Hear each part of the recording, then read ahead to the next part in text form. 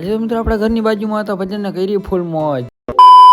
તો જય શ્રી રામ બધા મિત્રોને સ્વાગત છે આપણા નવીન બ્લોગની અંદર. તમને ખબર 365 દિવસનો ચેલેન્જ લીધો હતો. આજે આપણો 45મો દિવસ તો સરસ મજાની નાઈને ફ્રેશ થઈ ગયા મિત્રો. કાઢી લીધા આપણે થોડાક પૈસા, કારણ કે વાપરવા તો જશે ને. ત્યાં જતા આપણે નોકરી પણ સાંજે આજે આપણે પાડામાં ભજન, તો આપણે થોડાક વાપરવા જશે ને. પછી શું મિત્રો, અત્યારે આપણે નીકળી ગયા નોકરી જવા માટે. આગળ જોઈ લો ગાડીઓ ધૂળ ડમરી બોલાવતો જાય છે. આમ પાવડર ચોપડી દીધો આપણે તો.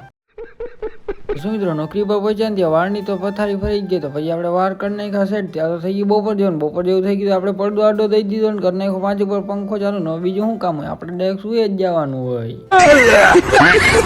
શું મિત્રો ઉઠી ગયા ને પછી ડાયરેક્ટ બેસી ગયા આપણે ખુરશી ઉપર. પછી થોડીક વાર રીલું જોઈને પછી આપણે કંટાળો તો અરીસામાં આપણું મોઢું દેખાડી દીધું. શું મિત્રો થઈ ગયું રાત જેવું. ત્યાં આપણે નીકળી ગયા ઘરે જવા માટે. આજે હું એકલો જ છું, કારણ કે ભાઈ નથી ભેગો. કારણ કે આજે ગામ ધુવાણા બંને રાતે જે ભજન, તો અત્યારે ભાઈ અહીંયા હતો. શું મિત્રો ઘરે આવીને થઈ ગયો એટી કેટીમાં તૈયાર ને હવે જવાનું છે આપણે ગામ ધુવાણા બંધ છે અહીંયા. તો ડાયરેક્ટ આવી ગયા ભાઈબંધ ના કરીને. ભાઈબંધની ઊંડા લઈને હવે જવાનું છે આપણે જ્યાં જમણવાર છે અહીંયા ને. રાતે અહીંયા રાખ્યા છે ભજન, તો જોઈ મંડપ અહીંયા લાગી ગયો છે ને. ચાલો મારતા આવી આપણે જમણવાર કરવા ચક્કર. મિત્રો જમવાનું બધું પતાવી દીધું. ત્યાં તો થઈ ગયા હતા ભજન ચાલુ ને. અત્યારે તો ગણપતિ બેહાડતા ને બાકી આમ ડાયરો બેઠો જોરદાર.